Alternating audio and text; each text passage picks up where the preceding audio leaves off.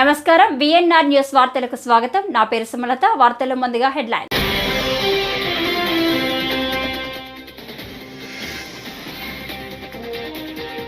శాస్త్ర సాంకేతిక రంగం అభివృద్ధికి ఆంధ్రప్రదేశ్ ప్రభుత్వం కట్టుబడి ఉందని ఉప ముఖ్యమంత్రి పవన్ కళ్యాణ్ స్పష్టం.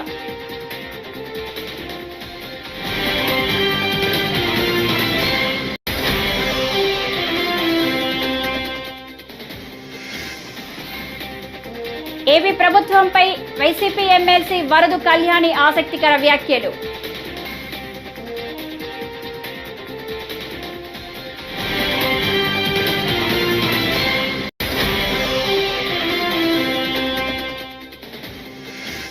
కేంద్రంలోని బీజేపీ ప్రభుత్వ పాలనపై ప్రజల్లో రోజురోజుకు విశ్వాసం పెరుగుతుందని రాజమండ్రి ఎంపీ దగ్గుబాటి పురంధేశ్వరి.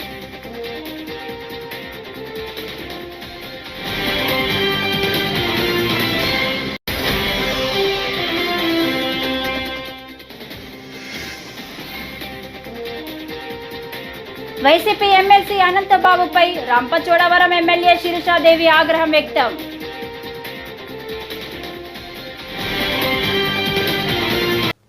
ఇక డీటెయిల్స్ చూస్తే, శాస్త్ర సాంకేతిక రంగం అభివృద్ధికి ఆంధ్రప్రదేశ్ ప్రభుత్వం కట్టుబడి ఉందని ఉప ముఖ్యమంత్రి పవన్ కళ్యాణ్ స్పష్టం చేశారు. అమరావతిలో స్పేస్ కిడ్స్ ఇండియా సంస్థ ప్రతినిధులతో పవన్ కళ్యాణ్ సమావేశమై అంతరిక్ష రంగంలో సంస్థ చేసిన పరిశోధనల గురించి తెలుసుకున్నారు. ఆంధ్రప్రదేశ్లో సంస్థ కార్యకలాపాలను విస్తృతం చేసే లక్ష్యంతో స్పేస్ కిడ్స్ ప్రతినిధులు ఉప ముఖ్యమంత్రి పవన్ కళ్యాణ్ను కలిశారు.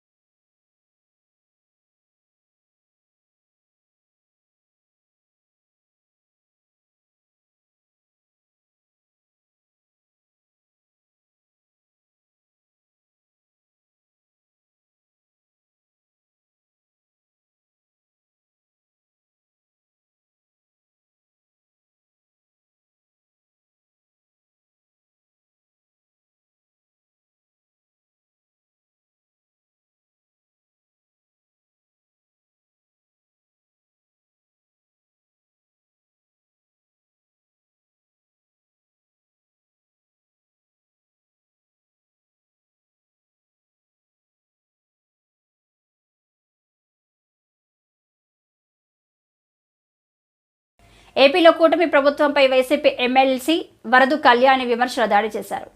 ఎసెన్షియా ప్రమాదంలో సహాయక చర్యలు తీసుకోవడంలో ప్రభుత్వం విఫలమైందని ఆమె ఆరోపించారు. మదనపల్లిలో పేపర్లు తగలబడితే హెలికాప్టర్ పంపారని, ఉత్తరాంధ్ర ప్రజల ప్రాణాల కోసం ఒక హెలికాప్టర్ పంపలేరా అని ఆమె అన్నారు. పేపర్లకు ఉన్న విలువ కార్మికుల ప్రాణాలకు లేవా అని ప్రశ్నించారు. కదా అలాంటి ఆలోచన రాలేదా? అంటే కాలిపోయిన పేపర్లకు ఉన్న విలువ 17 మంది ప్రాణాలకు లేదా? ఉత్తరాంధ్ర ప్రజల ప్రాణాలకు అంత విలువ లేదా అని నేను అడుగుతూ ఉన్నాను. అలాగే తీసుకుంటే పాయకరావుపేట ఎమ్మెల్యే గారు, ఆవిడ ఎంతసేపు కూడా జగనన్నని తిట్టడం కోసమే ఆవిడ టైం వెచ్చిస్తారు తప్ప ఎక్కడా బాధ్యతగా తనకిచ్చిన బాధ్యతని నెరవేర్చడం మనం చూడలేదు. ఎంతమంది చనిపోయినా కూడా చంద్రబాబు నాయుడు గారు పరామర్శకు వెళ్ళాక ఒక ఉన్నత స్థాయిలో సమీక్ష చేయాల్సిన అవసరం లేదా? రాష్ట్ర స్థాయిలో సమీక్ష చేశారా? ఒక industries department, factories department, pollution department, కార్మిక శాఖ, వీళ్ళందరితోని ఒక ఫైర్ డిపార్ట్మెంటు, ఎలక్ట్రికల్ డిపార్ట్మెంటు రాష్ట్ర స్థాయిలో ఉంటాయి కదా, వీళ్ళందరితో కలిపి ఒక సమీక్ష చేశారా? ఇది ఏమీ చేయకుండా వీకెండ్కేమో స్పెషల్ ఫ్లైట్లో హైదరాబాద్ వెళ్ళిపోయారు. సరే మంచిదే, కానీ ఇవి చేసి వెళ్ళొచ్చు కదా. అంటే లెక్కలేనితనం, నెగ్లిజెన్సీ, ప్రజల ప్రాణాల మీద వాళ్ళకున్న నెగ్లిజెన్సీని తెలియజేస్తూ ఉంది. అలాగే తీసుకుంటే వీళ్ళేమో వాళ్ళు బాధ్యత నెరవేర్చడంలో ఘోరంగా విఫలమయ్యి మళ్ళీ తిరిగి గత ప్రభుత్వం మీద మా జగనన్న మీద బురద జల్లడానికి ప్రయత్నిస్తూ ఉన్నారు. దాన్ని చూసి ప్రజలు అసహించుకుంటూ ఉన్నారు. పాయకరావుపేట ఎమ్మెల్యే గారు అయితే మరీ దారుణంగా మాజీ ముఖ్యమంత్రి గారిని పట్టుకొని చాలా చులకనగా మాట్లాడుతూ ఉన్నారు. అసలు ఆవిడ అలా తిట్టినంత మాత్రాన జగన్ గారికి ఉన్న విలువ ఏమాత్రం తగ్గదు. ఆకాశం మీద ఉమ్మేస్తే మన మీదే పడుతుంది. అసలు అనిత గారికి నేను ఒకటే అడుగుతూ ఉన్నాను, అమ్మ మీరు వాడుతున్న భాష, మీరు మాట్లాడుతున్న మాటలు ఈ సభ్య సమాజం వింటే ఏమనుకుంటుంది? రాష్ట్రంలో ఉన్న తల్లిదండ్రులు ఏంటి ఈవిడ ఎలాంటి భాష మాట్లాడుతున్నారు, మా పిల్లలు ఇది నేర్చుకుంటారేమో అని భయపడుతూ ఉన్నారు మీ భాష చూసి. అందరి వరకు ఎందుకు మీ పిల్లలు అడగరా అమ్మ ఏంటి ఎలాంటి భాష మాట్లాడుతున్నావు అనేసి? రేపొద్దున కేంద్రంలోని బీజేపీ ప్రభుత్వ పాలనపై ప్రజల్లో రోజురోజుకు విశ్వాసం పెరుగుతుందని రాజమండ్రి ఎంపీ దగ్గుపాటి పురంధేశ్వరి అన్నారు. సోమవారం రాజమండ్రిలో నిర్వహించిన బీజేపీ సభ్యత్వ నమోదు కార్యశాల కార్యక్రమాన్ని ఆమె ప్రారంభించి మాట్లాడారు. బీజేపీ అభిమానులు అందరూ సభ్యత్వ నమోదు తప్పనిసరిగా చేయించుకోవాలని సూచించారు. ఈ కార్యక్రమంలో మాజీ ఎమ్మెల్సీ సోము వీర్రాజు, అనపర్తి ఎమ్మెల్యే రామకృష్ణారెడ్డి పాల్గొన్నారు.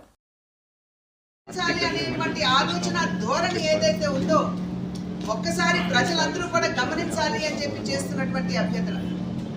అదేవిధంగా పాకిస్తాన్కి కొంచెం మేలు చేకూరే విధంగా వారు నిర్ణయాలు చేయడం, వారి యొక్క ప్రసంగాలు ఉండటం, ఇవన్నీ కూడా ప్రజలు ఒక్కసారి ఆలోచించాలి అని చెప్పి అభ్యర్థిస్తున్నాం. అదేవిధంగా సిఏఏ తీసుకొచ్చిన సిటిజన్ అమెండ్మెంట్ యాక్ట్ కావచ్చు, ట్రిపుల్ తలాక్ రద్దు కావచ్చు, మరి మొన్న తీసుకొచ్చినటువంటి వక్ఫ్ బోర్డ్ అమెండ్మెంట్స్ కావచ్చు, ఇవన్నీ కూడా చూసినట్లయితే ప్రజా సంక్షేమానికి పెద్దపీట వేస్తూ దేశాభివృద్ధిని ఆకాంక్షిస్తూ ఈ నిర్ణయాలన్నీ కూడా భారతీయ జనతా పార్టీ చేసింది అనేటువంటి విషయం తెలియజేస్తూ రాబోయే కాలంలో కూడా ప్రజలు ఖచ్చితంగా భారతీయ జనతా పార్టీని ఆశీర్వదిస్తారని చెప్పి విశ్వసిస్తూ కార్యకర్తల మీద ఉన్నటువంటి అచంచలమైనటువంటి విశ్వాసం మాకు ఖచ్చితంగా పార్టీని ప్రజల వద్దకు తీసుకుని వెళ్ళి పెద్ద ఎత్తున సభ్యత్వ నమోదు కార్యక్రమాన్ని విజయవంతం చేస్తారని చెప్పి మేమందరం కూడా ఆ దిశగా పనిచేస్తామని చెప్పి తెలియజేస్తున్నాం. వైసీపీ ఎమ్మెల్సీ అనంతబాబుపై రంపచోడవరం ఎమ్మెల్యే శిరీషాదేవి ఆగ్రహం వ్యక్తం చేశారు. అనంతబాబు పలు అక్రమాలకు పాల్పడటమే కాదు మహిళలను వేధించాడని ఆరోపించారు. అడ్డంగా దొరికిపోయి మార్ఫింగ్ వీడియో అంటూ బుకాయిస్తున్నాడని అన్నారు. అనంతబాబుకు ఓ మహిళతో ఉన్న వివాహేతర సంబంధాన్ని బయట పెడతాడన్న అనుమానంతోనే నాడు దళిత డ్రైవర్ సుబ్రహ్మణ్యంను చంపాడని సంచలన ఆరోపణలు చేశారు. నియోజకవర్గంలో ఉదయం నుంచి మన టీవీలోను సోషల్ మీడియాలోను హల్చల్ చేస్తున్న విషయం ఏంటంటే ఎమ్మెల్సీ అనంతబాబు యొక్క న్యూడ్ వీడియో బయటకు రావడం.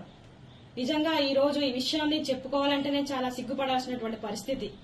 ఎందుకంటే నియోజకవర్గంలో ఇలాంటి పరిస్థితులు కూడా చోటు చేసుకుంటాయా, ఇలాంటి వారు కూడా ఉన్నారా అని ఈ రోజు చాలా మంది ఫోన్ చేసి చాలా రకాలుగా మాట్లాడడం అడగడం కూడా జరుగుతూ ఉంది. నిజంగా ఈ ఎమ్మెల్సీ అనంతబాబు అనే వ్యక్తి ఒక న్యూడ్ వీడియో ఒక మహిళతో అక్రమ సంబంధాలు ఏర్పాటు చేసుకుని ఆ అమ్మాయితో ఏదైతే వీడియో కాల్ మాట్లాడుతూ తను ఏదైతే ప్రవర్తించాడో అది పొద్దున్న లేసి మేము టీవీలో చూసాము, చాలా మంది కూడా చెప్పారు. ఇది చాలా సిగ్గుపడినటువంటి విషయమనే చెప్పాలి.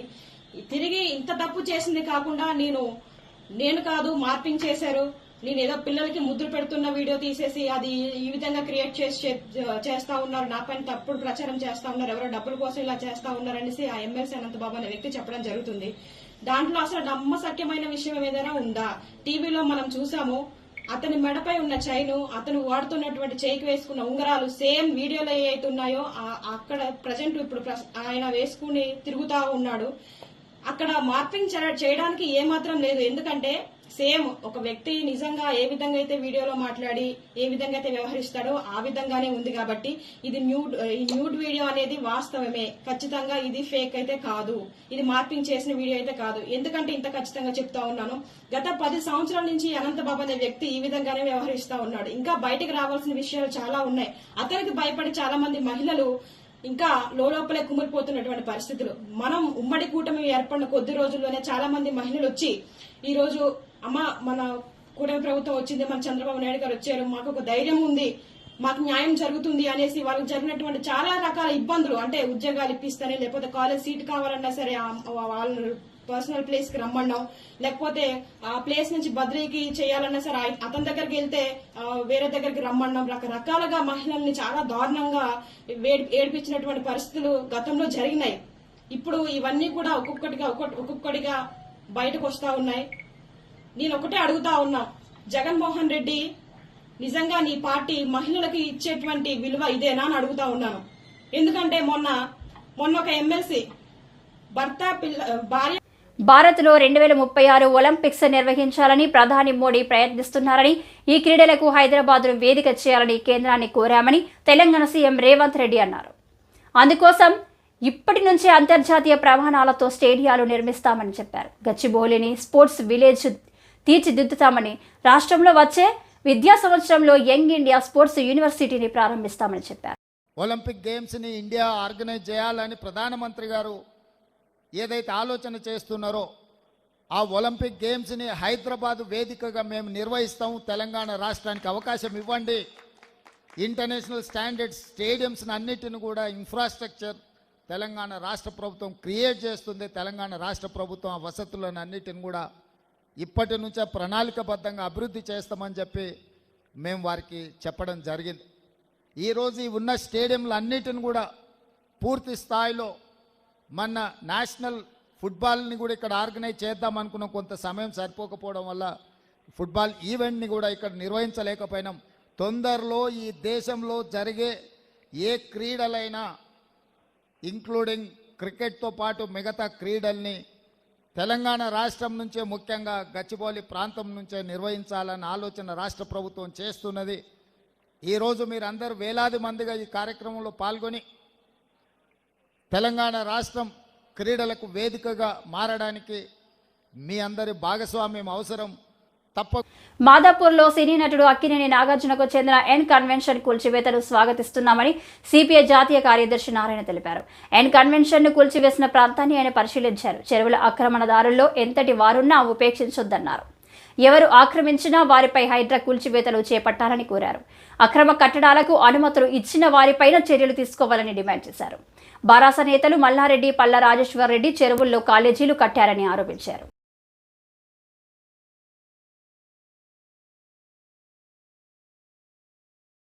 హైదరాబాద్ శివారు మొత్తం కూడా చెరువులు, గుట్టలు, గుంటలు, ప్రభుత్వ భూములు పెద్ద పెద్ద వాళ్ళే కబ్జాలు చేసుకొని అనుభవిస్తూ ఉన్నారు. మేము గత 10-15 ఏళ్ళుగా అన్ని ప్రాంతాలకు పోయి చూస్తున్నాం. ఎక్కడైనా పేదవాళ్ళు ఈ ప్రభుత్వ భూములు గుడిసేసుకుంటే మాత్రం అందరూ ఎగబడి ఒంటి కాపీ వస్తారు. కానీ ఈ గుంట పొరంబోకులు, చెరువు, ట్యాంకు ఇవంతా ఉండే వాళ్ళు బిల్డింగ్లు కట్టుకున్నారు. కొంచెం చోట్ల ఇంజనీరింగ్ కాలేజీ కట్టుకున్నారు, కొంచెం చోట్ల ఫంక్షన్ హాల్స్ కట్టుకున్నారు. వాళ్ళు విలాసవంతమైన జీవితాలు కనిపిస్తూ ఉన్నారు. వాటిపైన మేము ఎన్నో రోజులు ఆందోళన చేశాం. ప్రభుత్వం పెడసెన పెట్టింది.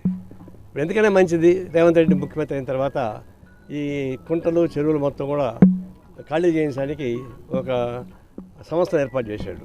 హైడ్రా సంస్థ ఏర్పాటు చేశాడు. సరి చూద్దామని అని అనుకున్నాం. కానీ ఇప్పుడు ఎన్ కన్వెన్షన్ అధినేత చాలా సినీ ప్రముఖుడు ఆయన నాగార్జున, ఆయన బిగ్ బాస్కే బాస్ ఆయన దీన్ని ఆక్రమించుకున్నాడు. సరే ఏదో 1 ఎకరా 2 ఎకరాలు ఆక్రమించడం చేసి ఉండొచ్చు. దాన్ని ఉపయోగించుకొని ఈ చెరువుని ఆక్రమించేశాడు. అది చూడండి, మామూలుగా ఎఫ్టీఎల్ నుంచి 100 మీటర్స్ తర్వాత బఫర్ జోన్ తర్వాతనే ఎండ కట్టుకునే అవకాశం ఉంటుంది. ఇక్కడ బఫర్ జోన్ కాదు, ఎఫ్టీఎల్ కన్నా ముందే వచ్చేసింది. ఇంత అక్రమంగా చేస్తున్నాడు. రోజుకి దాదాపుగా ఒక 50-60 లక్షల రూపాయలు దీనిలో వస్తున్నాయి. కోట్లు ఉండొచ్చు. టీఆర్ఎస్ గవర్నమెంట్ రాకముందుగా ఈ ఆంధ్ర వాళ్ళని మొత్తం లాగు చేస్తాము, ఆకుపై చేసుకుంటాం, ఎన్కౌంటర్ రద్దు చేస్తామని చెప్పారు. టీఆర్ఎస్ గవర్నమెంట్కి వచ్చి అటు బొస్స కొట్టింది. రాత్రి ఏమైందో కానీ మొత్తం సైలెంట్ అయిపోయింది. అప్పటి నుంచి హాయిగా నడిపించుకుంటున్నాడు. మళ్ళీ రేవంత్ రెడ్డి వచ్చి దీని మీద కన్నేసాడు, ఇది కూల్చేశాడు. మనం స్వాగతిస్తున్నాం. ఇది మరీ అన్యాయమైనటువంటి దురాక్రమంతో కూడుకునేటువంటి పబ్లిక్ ప్రాపర్టీని లూటీ చేసినటువంటి సంస్థగా మారింది. దీన్ని కూల్చేయడం మంచిదే. ఆయన పాపులర్ సినిమా యాక్టర్ కావచ్చు. పాపులర్ సినిమా యాక్టర్ ఆయనకు చాలా డబ్బులు ఉన్నాయి. సినిమాలు యాక్ట్ చేసి ఇంకా డబ్బులు ఎక్కువ వస్తాయి. అందులో బిగ్ బాస్ యాక్ట్ చేస్తున్నాడు. బిగ్ బాస్ చాలా డబ్బులు. ఇదంతా ఒక లెక్క కాదు. ఇట్లాంటి 10 పోయినా బిగ్ బాస్ డబ్బులు వచ్చేస్తాయి వాడికి. ఎందుకు ఇంకా అంత కక్కుర్తి ఎందుకని. అదేమంటే ఎఫ్టీఎల్ లోపల కానీ ఉంటే నేనే కూల్చేస్తానని పగలగలుగుతున్నాడు.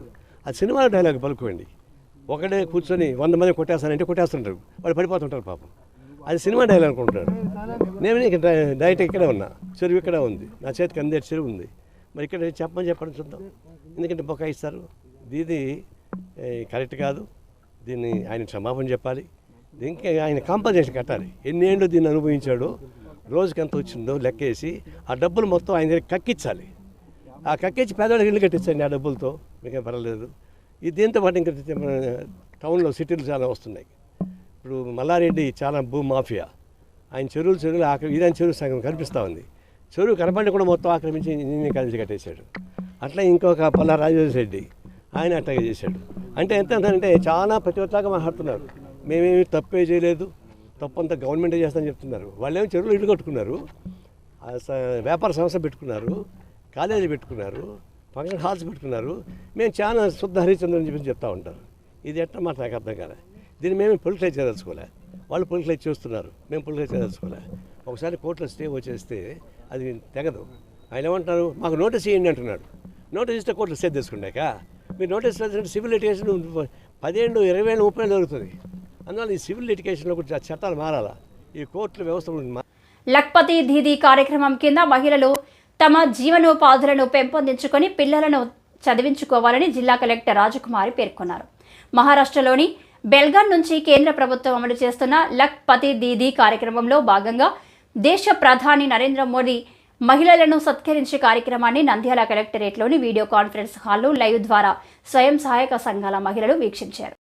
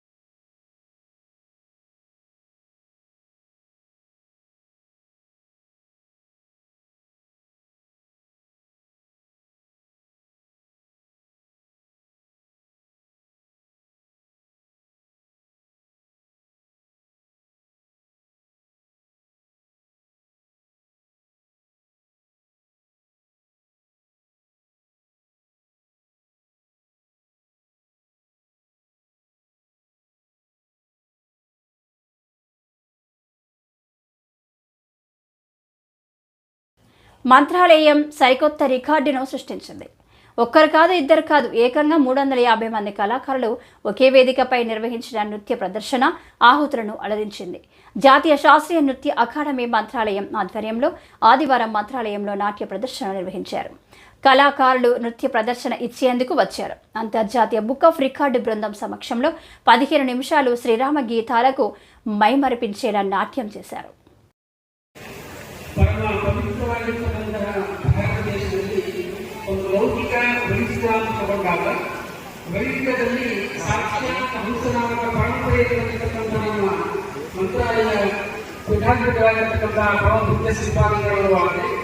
ಲೌಕಿಕದಲ್ಲಿ ತಗೊಂಡಾಗ ನಮ್ಮ ಸನಾತನ ಹಿಂದೂ ಧರ್ಮದ ಪೀಠಾಧಿಪತಿ ಅಂತಂದ್ರೆ ಮಂತ್ರಾಲಯ ಪೀಠಾಧಿಪತಿಗಳು ನಮ್ಮ ಹಿಂದೂ ಧರ್ಮದ ಕಾಲೇಜಿನ తిరుమల శ్రీవారిని పలువురు ప్రముఖులు దర్శించుకున్నారు.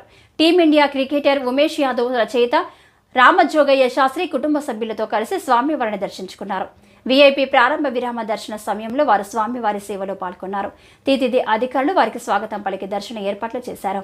వీరికి రంగనాయకుల మండపంలో పండితులు ఆశీర్వచనం చేసి స్వామివారి తీర్థ ప్రసాదాలు అందజేశారు.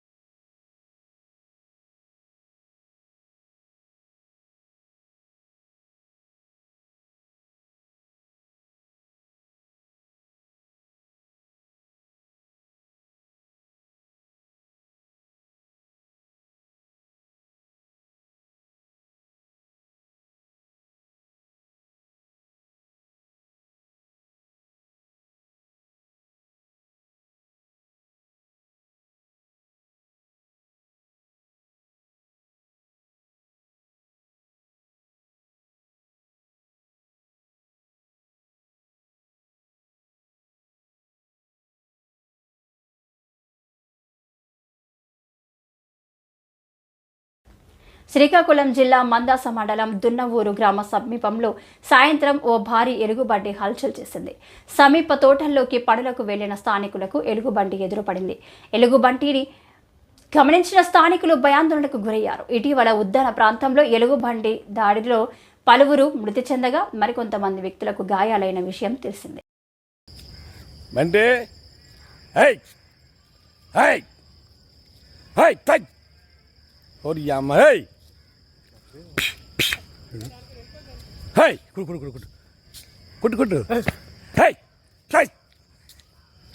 జడ చూడు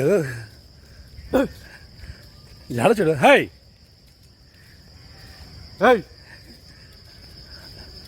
జడ చూడు అది మలబట్టలే ఉంది.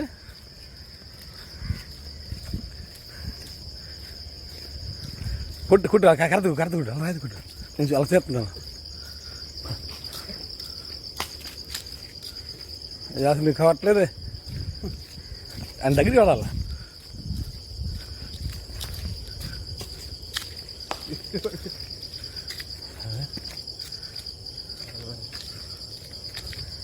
ఇందు కొట్టు కొట్టు ఇందు పల్లె ఇలా కూడా గడ్డి కూడా ఆ వెంట మనం చూడాలి.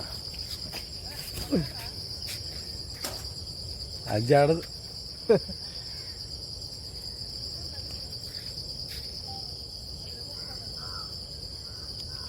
మా తోటకి పదటే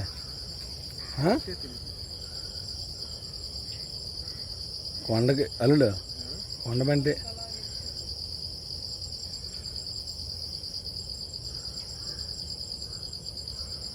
వినాయక చవితి ఉత్సవాలను పకడ్బందీగా అన్ని శాఖల అధికారులు, ప్రజాప్రతినిధులు సహకారంతో జిల్లాలో సజావుగా నిర్వహించాలని తిరుపతి జిల్లా కలెక్టర్ డాక్టర్ ఎస్ వెంకటేశ్వర్ అన్నారు. తిరుపతి కలెక్టరేట్లో రానున్న వరసిద్ధి వినాయక ఉత్సవాల నిర్వహణ నిమజ్జనం కార్యక్రమాలపై కలెక్టర్ ఎస్పీ సుబ్బారాయుడు అధికారుల శ్రీవరసిద్ధి వినాయక మహోత్సవ కమిటీతో కలిసి సమన్వయ సమావేశం నిర్వహించారు. ఈ meeting starting from festival day రోజు నుంచి చివరి రోజు వరకు ఇబ్బంది లేకుండా ఉంటుందనే ఉద్దేశం మున్సిపాలిటీస్లో కానీ ఆల్ అదర్ మండల్స్ టౌన్స్లో కానీ బిగ్ విలేజెస్లో ఇవన్నీ వాళ్ళకు కూడా అప్లికబుల్. ఇందాక ఎస్పీ గారు చెప్పినట్టు అక్కడ మీ లెవెల్లో మీరు ఈ ఏర్పాట్లు చూసుకోవాలి కెపాసిటీని బట్టి. ఓకే, ఖచ్చితంగా విలేజెస్ ఎస్పెషల్లీ విలేజెస్లో అండ్ టౌన్స్లో స్టిల్ యాక్షన్స్ కింద ఉంటారు. Let us not allow this ఈ అకేషన్ రోజు అలాంటివి తీసుకురావద్దన్నా. ఇందాక కూడా ఉత్సవ కమిటీ నుంచి చెప్పారు, irrespective of all the parties that everybody come. అందరూ ఇదంతా ఒక మంచి కార్యక్రమం మంచి ఉద్దేశంతో చేస్తుంది కాబట్టి వినాయక సాగర్ దగ్గర చుట్టుపక్కల మన దామినేడు, అదేవిధంగా మన చెన్నై గుంట అండ్ దెన్ గొల్లపల్లి, సో మిగతా ఊర్లలో కూడా ఏ చెరువులో జరుగుతుంది ఎక్కడ జరుగుతుందని చూసుకొని మన విఆర్ఓ విఆర్ఏ అదేవిధంగా సచివాలయం సిబ్బంది అందరినీ కూడా అక్కడ మనం కాంట్రిబ్యూటీస్ చేసి పోస్ట్ చేయాలి. దెబ్బతినకుండా దాన్ని చూసుకోవాలనేసి మున్సిపల్ కార్పొరేషన్తో కూడా మేము తెలియజేస్తున్నాం. అది ప్రధానంగా తీసుకోవాలి. దాంతోపాటు ఈ రైనీ సీజన్ వర్షాకాలం ఉంది కాబట్టి ఈ ఉత్సవ విగ్రహాలు వెళ్ళేటప్పుడు కొన్ని వీధులలో వాటర్ నిలియకుండా మున్సిపల్ ఇంజనీరింగ్ శాఖ వాళ్ళు కూడా కొంచెం ప్రత్యేక దృష్టి తీసుకొని ఎక్కడెక్కడైతే వాటర్ స్టాగ్నేట్ అవుతుందో అక్కడంతా కూడా గుర్తించి వెంటనే ఆ వాటర్ లేకుండా భక్తులకు విగ్రహాలు తీసుకునే భక్తులు కూడా ఎటువంటి ఆటంకం లేకుండా అది కొద్దిగా మెయింటైన్ చేసుకుంటే బాగుంటుందనేసి కూడా ఆలోచన. అంటే as usual municipal corporation commissioner గారి నేతృత్వంలో engineering, sanitation, planning department officers అందరూ కలిసి ఖచ్చితంగా ఎప్పుడు ప్రతి సంవత్సరం వాళ్ళు చేస్తున్నటువంటి రోల్స్ అన్నీ కూడా ఖచ్చితంగా అంటే ఆల్రెడీ కమిటీ మెంబర్స్ చెప్పారు. And drinking water and water supply to the Bhandar అవి కూడా చేసి ఫస్ట్ ఈ క్లీనింగ్ కూడా ఒకసారి మండే వీళ్ళని కూడా తీసుకెళ్ళి వాటర్ రిక్వైర్మెంట్ చూసుకొని సో క్లీనింగ్ అయితే స్టార్ట్ చేస్తారు సార్. అపార్ట్ ఫ్రమ్ దట్ మండపాలు ఎక్కడ వేయాలి, స్టేజెస్ కానీ లైటింగ్ కానీ ఇవన్నీ కూడా వీల్ కోఆర్డినేట్ సార్. మిగతా సబ్ డివిజన్స్ కూడా వర్తిస్తాయి. Concern SDPOs and revenue regional officers మీరు కూడా నోట్ చేసుకొని ఆ ఏరియాస్లో కూడా రాబోయే వినాయక చవితికి ఇదే విధంగా మనం ఫాలో అవ్వాలి. ఉన్న విగ్రహాలు కూడా మన కంట్రోల్లోనే వాళ్ళు ఎవరు వేస్తున్నారు, కమిటీ ఎవరు, ఏ రూటు, ఏ రోజు నిమజ్జనం చేస్తారు, ఎక్కడ చేస్తారు, వాటి అరేంజ్మెంట్స్ ఏమి, ఇవన్నీ కూడా మీరు చూసుకోవాలి. మండపాలు నిర్మించి 3 రోజులు, 5 రోజులు, 7 రోజులు, 11 రోజులు ఈ రకంగా పూజాధికారులు అందించి ఒక క్రమ పద్ధతిలో వినాయక సాగర్లో నిమజ్జనం చేసుకోవడానికి వస్తారు. అయితే సింహభాగం 80% కంటే ఎక్కువ. ఈ వార్తలు ఇంతటితో సమాప్తం. నమస్కారం.